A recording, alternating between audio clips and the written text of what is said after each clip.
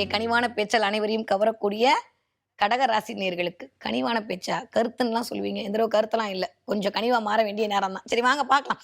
கடகராசிக்காரர்களுக்கு இந்த 2026வது வருட ஜனவரி மாதம் எப்படி இருக்க போகிறது, பிராட்டன் என்னெல்லாம் பண்ண போகுது அப்படின்னா, ராசிநாதன் பற்றி கவலைப்பட வேணாம். அவர் எல்லா வீட்டுக்கு ஊரெல்லாம் சுற்றிட்டு 27 நாளுக்கு அப்புறம் தான் வந்து சேருவார். அதனால் அவரை பற்றி நம்ம கவலைப்படணும். நான் ஸ்டார்டிங்கே தன்னுடைய உச்ச வீட்டில் போய் அப்படி உட்காந்து ஸ்டார்ட் பண்ணுறனால இந்த தடவை உச்சத்துக்கு போகக்கூடிய அமைப்பெல்லாம் கடகராசிக்காரர்களுக்கு இனிதே மலர காத்திருக்கிறது. பெருசாக கவலைப்பட வேணாம். எப்போ உச்சத்துக்கு போவோம் போவோம் சொல்கிறேன், சரியா? ஓகே.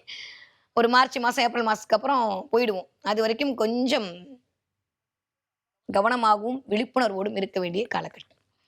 கடகராசிக்காரங்களை பொறுத்த வரைக்கும் இந்த ஒரு மாத காலம் நியூ இயரா எல்லா வருஷமும் தான் வருது, இந்த வருஷம் என்ன புதுசாக வந்துட போகுது, இந்த மென்டாலிட்டியோட தான் ஆரம்பிக்கும். என்னதான் பார்த்தாலும் எத்தனை ராசி பலன் பார்த்தாலும் என் வாழ்க்கையில என்ன விதிச்சிருக்கோ அதுதான் நடக்க போகுதுன்ற மாதிரி பின்னாடி ஒரு 40 பேர் சோகிதம் வாசிக்கிற மாதிரி இளையராஜா பாட்டுலாம் ஓடிட்டு இருக்குல்ல, அதெல்லாம் அப்படியே சரியா போய் சிறகு விரிக்கக்கூடிய நேரம்லாம் வரப்போகுது. சொன்னா நம்ப மாட்டீங்க, நடக்கும்போது தெரியும். ஏன்னா வாங்கின அடி அப்படி இல்லை. என்னதான் என்ன தவிர எல்லாரும் சொன்னாலுமே கடகராசிக்காரர்களுக்கு இந்த தடவை நடக்கும்போது பார்ப்போம் இதே தான் தோணும். நடக்க தான் போகுது, நம்புங்க. யாரோ ஒத்தி நான் நம்புறேன், நீங்க சூப்பரா இருக்க போறீங்க, நீங்க நம்ப வேண்டாமா? ஸோ இந்த தடவை கடகராசிக்காரர்களுக்கு நன்மையெல்லாம் கூடி வரக்கூடிய காலகட்டமாகத்தான் இனிதே மலர காத்திருக்கிறது. பட் ஸ்டில் 2ஆம் இடத்துல இருக்கக்கூடிய கேது கெட்ட பையன் சர்வர். வீட்டில் மட்டும் அமைதியாக இருக்கணும். நான் ஏற்கனவே அப்படிதான் இருக்கீங்கன்னா சூப்பர் பாஸ், இன்னும் ஒரு 6 மாதம் இருங்க, பழகிடும். ஓகே, இல்லாட்டி இப்போ பழகி அப்படியே அந்த மூடில் தான் இருக்குது. வீட்டில் ரொம்ப ரொம்ப அமைதியாக இருக்க வேண்டிய காலகட்டம். இந்த 2ஆம் இடம் என்று சொல்லக்கூடிய வருமானத்தை தரக்கூடிய இடத்திற்கு கேதுவுடைய ஆளுமை இருக்கிறதுனால நிறைய கடகராசிக்காரர்களுக்கு இந்த தடவை கொஞ்சம் வருமானம் குறித்த ஒரு தாட் ப்ராசஸ் இருக்கும். ஏதாவது ஒரு பெரிய லோனை வாங்கி இருக்கக்கூடிய குட்டி குட்டி லோனெல்லாம் அடைச்சிட்டு நம்ம பேசாமல் நிம்மதியாக இருந்துடலாம்ப்பான்ற அமைப்பு ஆரம்பிக்கும் போதே வரும். ஏன்னா இது வரைக்கும் அப்படியே தலைக்கு மேலே உட்கார்ந்துருந்த மிஸ்டர் குரு, அதுவும் உச்சமாக இருந்த குரு அப்படியே இப்போ அதிச்சாரமாக வந்த குரு திரும்ப எகெயின் வக்ரமாகி 12ஆம் இடத்திற்கு போயிருக்கார். ஆனால் நான் ஏற்கனவே சொன்ன மாதிரி வக்ரமாக இருந்தால் அது அடுத்த வீட்டை தான் இண்டிகேட் பண்ணும் இல்லையா, நம்ம நிறைய பார்த்துருக்கோம். ஸோ 12ஆம் இடத்துல இருந்தாலும் 11ஆம் இடத்தப்படி தான் இயங்குவார்.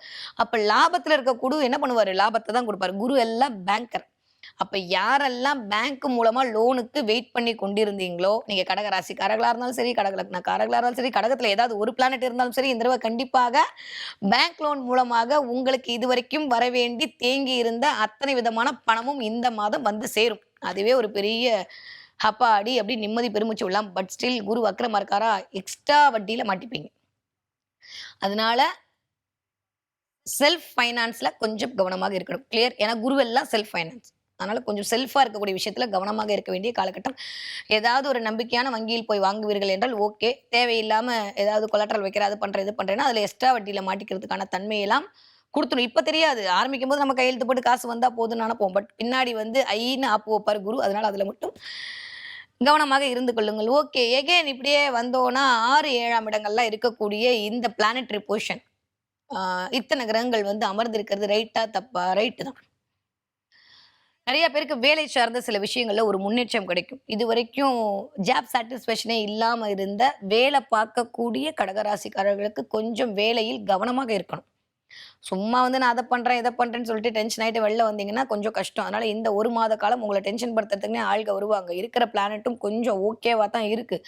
அதனால இந்த தடவை எனக்கு தெரிஞ்சு ஆல்மோஸ்ட் உங்களோட கண்ணீரும் உங்களுடைய கவலையும் 100க்கு 150 விழுக்காடு இந்த வருடம் உங்களுக்கு காலியாயிடும். எதை பத்தியும் கவலைப்பட வேணாம். நிறைய பேருக்கு வெளியூர், வெளிமாநிலம், வெளிநாடு, வெளி டிராவல் பண்றதுக்கான வாய்ப்புகளை இது உருவாக்கி கொடுக்கும்.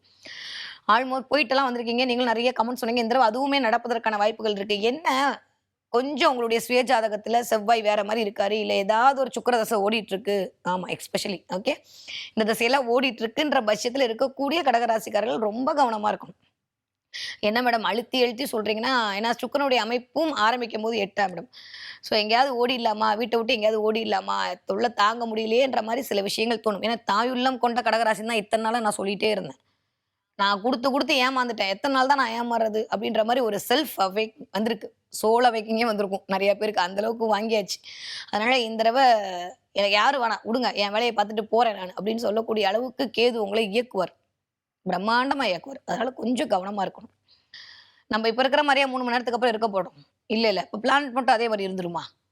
அதனால கொஞ்சம் நம்பிக்கை வைங்க. இன்னும் ஒரு 15 நாள் தான், 5 நாள் தாண்டிச்சுன்னா வேற லெவல் டிரான்ஸ்ஃபர்மேஷன் காத்திருக்கு. ஸோ கடகராசிக்காரர்களுக்கு இந்த ஜனவரி மாதம் ஆரம்பிக்கும் போது முதல் ஒரு 15 நாட்கள் கொஞ்சம் ஆரோக்கியத்தில் கவனம் தேவை. நிறைய சாப்பாடு விஷயத்துல கவனமா இருக்கணும். தேவையில்லாம அ ஃபுட்ட வந்து எக்ஸ்பைரி டேட்லாம் பார்த்துட்டு அதுக்கப்புறம் சாப்பிடுங்க. ஓகே. யூசுவலி இப்போ கொஞ்சம் கடகராசிக்காரங்கலாம் நெறைய அப்படியே ரெஸ்ட்ரிக்ஷன் பண்ணிட்டீங்க.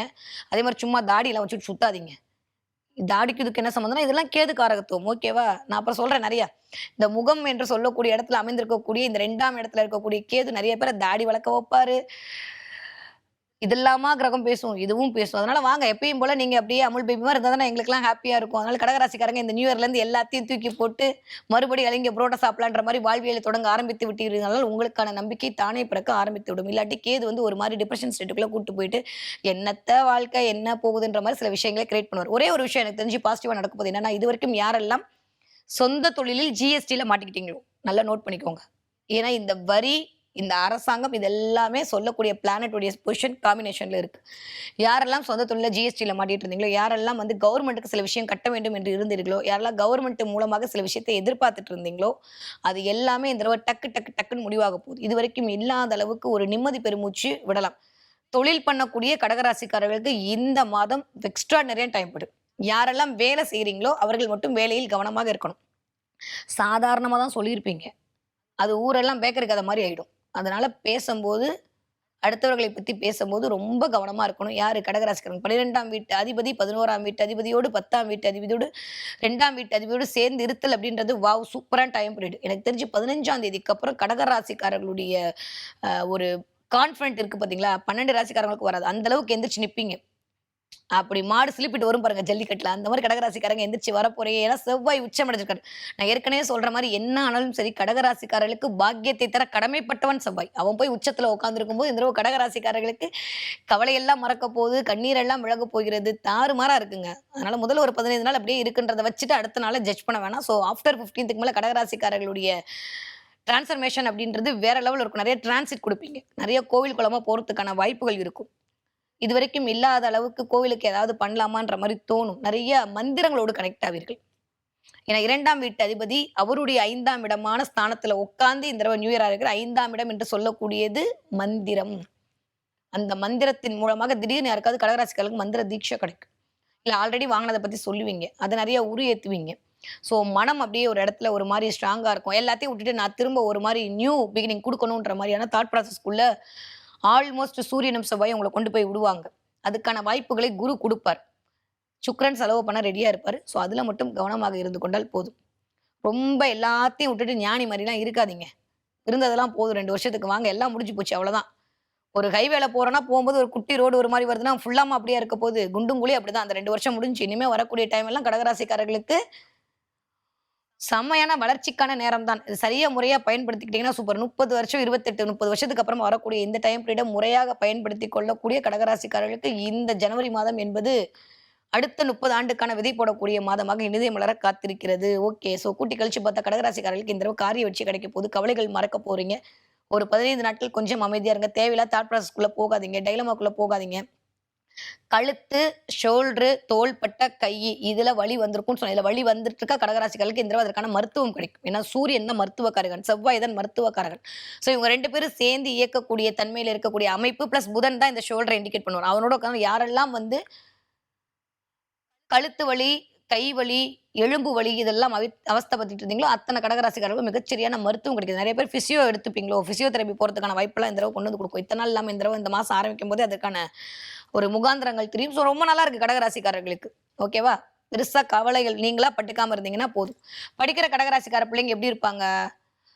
சூப்பரா படிப்பாங்க. ஒண்ணும் பெருசா நெகட்டிவாலாம் இல்ல.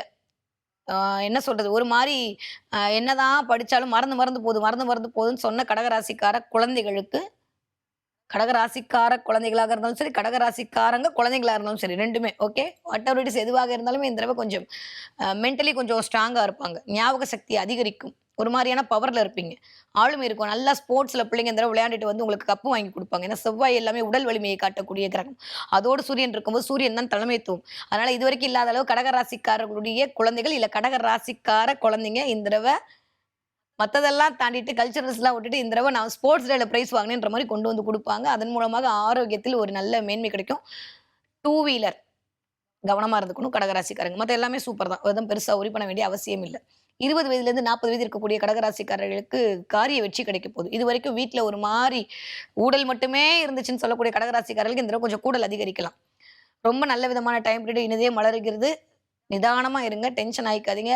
பேச்சின் மூலமாக கொஞ்சம் நான் தான் சொன்னேனே கனிவான பேச்சு தேவைப்படக்கூடிய காலகட்டமா இருக்கு. கொஞ்சம் அப்படி பேச்சுல மட்டும் கொஞ்சம் அப்படியே பட்டர்லாம் பூசி பேசுனீங்கன்னா, இந்த தடவ உஷார் பண்ணிரலாம். அவ்வளோதான். புரிஞ்சுச்சுல்ல? நான் இன்டைரக்ட்டா சொல்ட்டேனாமா, நீங்க டைரக்ட்டா புரிஞ்சுப்பீங்களா? ஓகே. ஃபைன். 40 வயதிலிருந்து 60 வயது இருக்கக்கூடிய கடகராசிக்காரர்களுக்கு இந்த தடவ தொழில் மேன்மை கிடைக்க போகுது. இதுவரைக்கும் இருந்த கடன் அடைப்பதற்கான வாய்ப்புகளுக்கான சில வழிகாட்டுதல் கிடைக்கும். கைடன்ஸ் கிடைக்கும். இதுவே பெரிய விஷயம். ஏன்னா எப்பயுமே வாழ்க்கையில கைடன்ஸ் கிடைக்கிறது தான் அது சரியான கைடன்ஸ் கிடைக்கிறது தான் ரொம்ப இம்பார்ட்டன்ட். இந்த தடவ அதற்கான வாய்ப்புகளை பிரபஞ்சம் உங்களுக்கு குடுக்கும். யாரெல்லாம் யூரினல் ட்ராக் இன்ஃபெக்ஷன்ல கவலைப்பட்டுட்டு இருந்தீங்களோ, யாரெல்லாம் சுகர், பிபில இருந்தீங்களோ, அவங்க எல்லா பேருக்கும் நிவர்த்தி. ஆரோக்கிய மேன்மை கிடைக்கும். ஸோ கடகராசிக்காரர்களுக்கு ஆன்ம பலம் அதிகரிக்கும், உடல் பலம் அதிகரிக்கும். ஸோ 2மே அதிகரிக்கும். செவ்வாயும் நல்லா இருக்காரு, சூரியன் நல்லா இருக்கான்ற போது மென்டலி, பிசிக்கலி, ஃபினான்ஷியலி இந்த தடவ கடகராசிக்காரங்க எக்ஸ்ட்ரானரியா இருக்கிறதுக்கான காலத்தை இந்த மாதம் உங்களுக்கு கிரியேட் பண்றதுக்கு காத்துட்டு இருக்கு. சூப்பரா இருக்கு கடகராசிக்காரர்களுக்கு. ஓகே. கடகராசிக்காரர்கள் இந்த தடவை என்ன தெய்வத்தை வழிபாடு செய்ய வேண்டும் அப்படின்னு பார்த்தீங்கன்னா, நாகாபரணம் சூடிய சிவனை வழிபாடு பண்ணுங்க. முடிஞ்சா ஆரம்பிக்கும்போதே நியூ இயர் பிரதோஷத்து அன்னைக்கு தான் ஆரம்பிக்குது. அதனால முடியும்னு சொல்லக்கூடிய கடகராசிக்காரர்கள் உங்க பக்கத்துல இருக்கக்கூடிய சிவாலயங்கள்ல தேன் குடுத்து வழிபாடு செய்து நான் சொல்லிட்டே இருக்கேன். ஒரு 3 மாசமா கடகராசிக்கு இந்த பரிகாரம் தான் சொல்றேன். இதையும் அப்படியே இந்த மாதமும் கன்டினியூ பண்ணிக்கோங்க. நாகாபரணம் சூடிய சிவனுக்கு தேன் குடுத்து பிரதோஷத்தன்னைக்கு வழிபாடு செய்யக்கூடிய கடகராசிக்காரருடைய வாழ்க்கை தேனாய் தித்திக்கும். அவ்வளவுதான். இந்த தடவ கடகராசிக்காரங்க என்ன பார்ப்பீங்க அப்படின்னா, நிறைய மலை பார்ப்பீங்க. மலையா? ஆமா. நிறைய கடகராசிக்காரங்க இந்த தடவ கோபுரம் பார்க்கறது, பெரிய மலை பார்க்கறது, அதே மாரி தண்ணீயிலிருந்து ஒரு சூரிய உதயத்தை பார்ப்பீர்கள். நீங்களே போய் பார்க்கலாம். சூரிய உதயத்த பார்க்கணும்னு சில இடங்களுக்கு போலாம். தண்ணியோட கனெக்ட் ஆகலாம். இல்லாட்டி காலையில எந்திரிச்சு சூரிய உதயத்த பார்க்கலாம். இல்ல உங்க மொபைல தொறக்கும்போதே ஒரு தண்ணீலருந்து அப்படியே சூரியன் வர்ற மாரியான நிகழ்வுகள் நடக்கும். இல்ல சந்திரன் அப்படி எந்திரிச்சு வர்ற மாரியான நிகழ்வுகள் கிடைக்குன்ற மாரி கடகராசிக்காரர்களுக்கு இந்த தடவை இந்த மாரி சூரிய சந்திரனோட இயக்கம் அப்படின்றத நீங்க கண்ல பார்ப்பீங்க. பார்த்தீங்கன்னா எனக்கு கமெண்ட்ல சொல்லுங்க. அப்படி பார்க்கும்போது வாழ்க்கை இப்படிதான் பிரகாசமா எந்திரிக்க போதுன்னு சொல்லக்கூடிய தன்மையை காட்டக்கூடிய சமிக்கைகளாகத்தான் இந்த அமைப்பு என்பது உங்கள் கண்ணில் படும். சூப்பரா இருக்கு கடகராசிக்காரர்களுக்கு இந்த 2026 வருட ஜனவரி மாதம்.